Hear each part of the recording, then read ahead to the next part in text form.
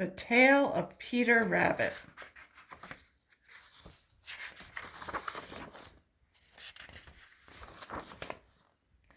Once upon a time there were 4 little rabbits. Their names were Flopsy, Mopsy, Cottontail, and Peter. They lived with their mother in a sandbank under the root of a very big fir tree. "Now, my dears," said old Mrs. Rabbit one morning, "you may go into the fields or down the lane, but do not go into Mr. McGregor's garden. Your father had an accident there. He was put into a pie by Mrs. McGregor. Now run along and don't get into mischief. I'm going out." Then old Mrs. Rabbit took her basket and her umbrella and went through the wood to the baker's. She brought a loaf of brown bread and 5 currant buns. Flopsy, Mopsy, and Cottontail, who were good little bunnies, went down the lane to gather blackberries. But Peter, who was very naughty, ran straight away to Mr. McGregor's garden and squeezed under the gate. First, he ate some lettuce, then some French beans, and then he ate some radishes. Then, feeling rather sick, he went to look for some parsley. But around the end of the cucumber frame, whom should he meet but Mr. McGregor? Mr. McGregor was on his hands and knees planting young cabbages, but he jumped up and ran after Peter, waving a rake and calling out, "Stop, thief!"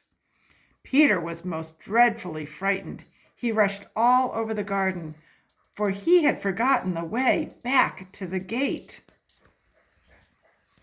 He lost one of his shoes among the cabbages and the other shoe among the potatoes. After losing his shoes, he ran on 4 legs and went faster. He might have gotten away altogether if he had not unfortunately run into the gooseberry net and got caught by the large buttons on his jacket. It was a blue jacket with brass buttons, quite new. Peter gave himself up for lost and shed big tears, but his sobs were overheard by some friendly sparrows, who flew to him in great excitement and begged for him to try to free himself. Mr. McGregor came up with a sieve, which he intended to pop onto Peter, but Peter wriggled out just in time, leaving his jacket behind him. Peter rushed into the tool shed and jumped into a can. It would have been a beautiful thing to hide in if it had not had so much water in it. Mr. McGregor was quite sure that Peter was somewhere in the tool shed, perhaps hidden underneath a flower pot. He began to turn them over carefully, looking under each. Presently, Peter sneezed. "Ka-choo!" Mr. McGregor was after him in no time. He tried to put his foot upon Peter, who jumped out of a window, upsetting 3 plants. The window was too small for Mr. McGregor. He was tired of running after Peter and went back to his work.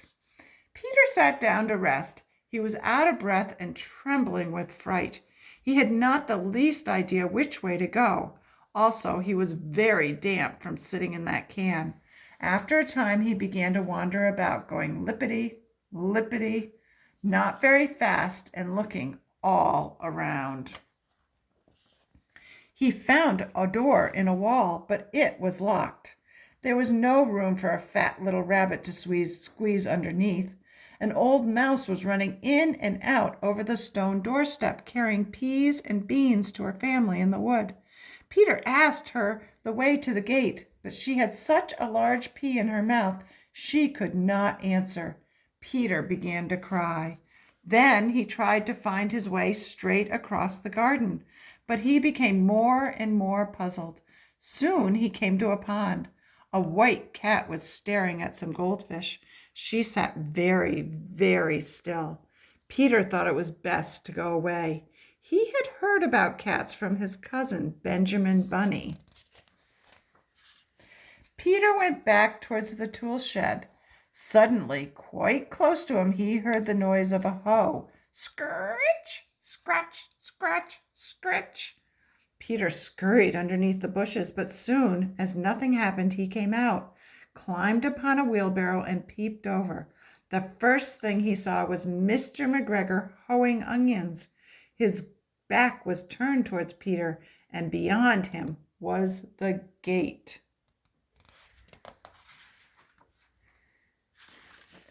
Peter got down very quietly off the wheelbarrow and started running as fast as he could along a straight walk behind some black currant bushes. Mr. McGregor caught sight of him at the corner, but Peter did not care. He slipped under the gate and was safe at last in the wood outside the garden. Mr. McGregor hung up the little blue jacket and the shoes for a scarecrow to frighten away the blackbirds. Peter never stopped running or looked behind him till he got home to the big fir tree. He was so tired that he flopped down on the nice soft sand on the floor of the rabbit hole and shut his eyes. His mother was busy cooking. She wondered what he had done with his clothes. It was the second little jacket and pair of shoes that Peter had lost in a fortnight. I'm sorry to say that Peter was not feeling very well that evening. His mother put him to bed and made some chamomile tea.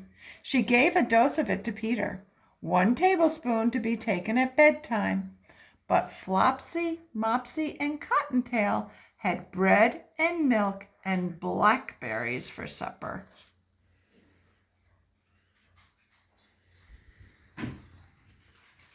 Bye.